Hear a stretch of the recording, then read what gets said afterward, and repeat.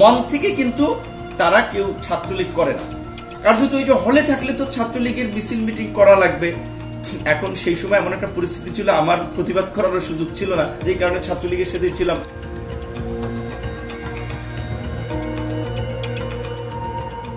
Smartly কাজ করার মতো পরিবেশ দেশে নাই, আর কেউ করতেও পারছে না। এখন সরকারি দলের ছাত্র সংগঠনের কথা যদি বলেন, যে পাবলিক বিশ্ববিদ্যালয়গুলোতে হলে আপনার ছাত্রলীগ করলে থাকা যায়, না করলে থাকা যায় না। তো পাবলিক বিশ্ববিদ্যালয়গুলোতে তো সাধারণত কিন্তু মধ্যবিত্ত নিম্নবিত্ত পরিবারের ছেলেমেয়েরাই পড়ে, আমরাও পড়ে এসেছি। সেখানে আমরা চিন্তা করি যে বাইরে থাকলে আমাদের ৫-৭ হাজার টাকা খরচ, ৮-১০ হাজার টাকা খরচ, আমি হলে থাকলে ২-৩ হাজার টাকা খরচ হচ্ছে। তো আমার এই খরচ সেভ করার জন্য কিন্তু বাধ্য হয়ে আমি হলে থাকছি এবং ওই ছাত্রলীগের মিছিল মিটিং আমার করা লাগতেছে। মন থেকে কিন্তু তারা কেউ ছাত্রলীগ করে না। আমি তো কার্যত ওইভাবে আসলে সক্রিয় রাজনীতি করি নাই ক্যাম্পাসে যে কয়েকদিন ছিলাম। কার্যত ওই যে হলে থাকলে তো ছাত্রলীগের মিছিল মিটিং করা লাগবে।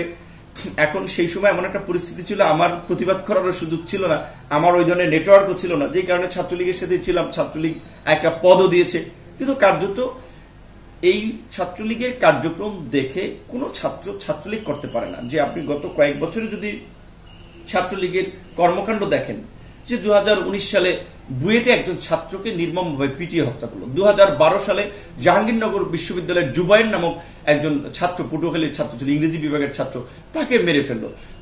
এই ক্ষমতায় এসে এই সরকার ঢাকা মেডিকেলে ছাত্রলীগের ছেলেরা 2 গ্রুপের ঝামেলার কারণে একজন ছাত্রকে ছাদ থেকে ফেলে দিয়ে হত্যা করলো। ঢাকা বিশ্ববিদ্যালয়ের আবু বক্কর নামে একজন শিক্ষার্থীকে ছাত্রলীগের 2 গ্রুপের কোন্দলে আপনার ধারালো অস্ত্র দিয়ে পিটিয়ে হত্যা করলো, কৃষকের ছেলে। হাফিজুর মোল্লা নামে একজন শিক্ষার্থী গেস্ট রুম করেছে রাত জেগে শীতের সময়, ছাত্রলীগের টর্চারে তিনি মারা গিয়েছেন। এমনকি চট্টগ্রাম বিশ্ববিদ্যালয়ের নিজেদের কর্মী, কেন্দ্রীয় ছাত্রলীগের সহসম্পাদক ছিল দিয়াজ ইরফান চৌধুরী নামে, তাকে টেন্ডার নিয়ে ছাত্রলীগের সভাপতি তাকে হত্যা করেছে। তো ছাত্রলীগ একদিকে নিজেদের অভ্যন্তরীণ কোন্দলে নিজেদের কর্মীদেরকে হত্যা করছে, হল দখল নিয়ে চট্টগ্রাম বিশ্ববিদ্যালয়ে এই গত 16 বছরে 5 শতাধিক সংঘর্ষ হয়েছে। একটা নওফেল গ্রুপ, আর একটা হচ্ছে আপনার আজম নাসির গ্রুপ। আপনার অন্য ছাত্র সংগঠনগুলোর ক্ষেত্রে তাদের আচরণ যদি দেখেন, আমি ডাকসুর বিপি ছিলাম, আমি কয়েকবার ছাত্রলীগের হামলার শিকার হয়েছি।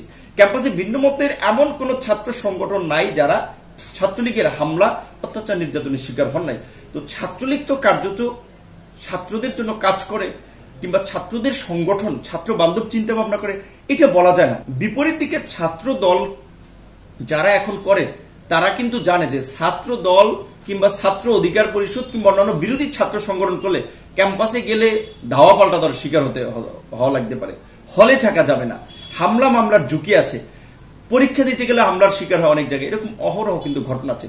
সেক্ষেত্রে ছাত্রলীগের বাইরে যারা এন্টি আপনার ছাত্র সংগঠনগুলো আছে, তাদেরকে অবশ্যই দেশপ্রেমিক, সাহসী, সময়ের সাহসী সন্তান বলতে হবে। সেই ক্ষেত্রে আমি মনে করি যে যা ছাত্র অধিকার কিংবা ছাত্র দল কিংবা অন্যান্য ছাত্র শিবির, যে ছাত্র সংগঠনের করুক, তারা অবশ্যই সাহসী, মানে সময়ের সাহসী সন্তান। কিন্তু তাদেরকেও এই সেন্সে স্মার্ট বলা যাবে না, এই কারণে তারা কিন্তু কাজের সুযোগটা পাচ্ছে না।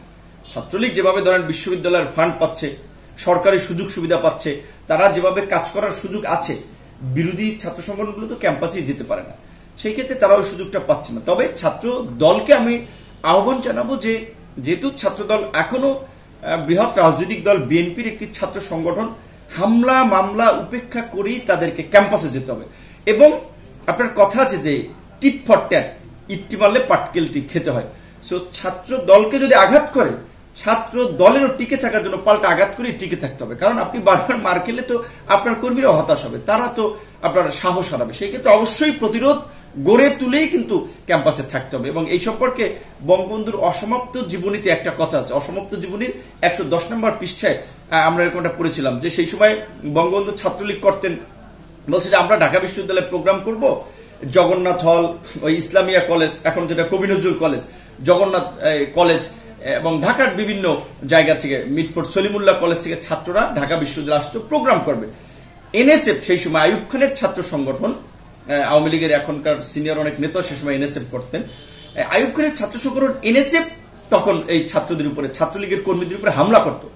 তখন ওই সময় আপনার ছাত্রলীগের নেতারা আলোচনা করে যাদের একটু স্বাস্থ্য ভালো, সাহসী, তাদেরকে সামনে দিয়েছেন যাতে এনএসএফ এর গুন্ডাদেরকে প্রতিহত করা যায়।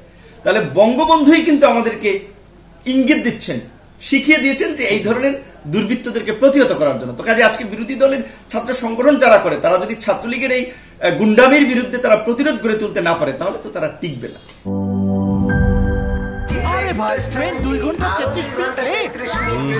3 ঘন্টা 33 মিনিট। শোনেন, আপনি একটা ডিস্টার্ব। আরো 4 ঘন্টা 33 মিনিট আরো 4 ঘন্টা, এটা কোনো কথা? সময়টা দৌড়াবে। প্রাণ ডাল, মুঠোই মুঠোই সময় পার।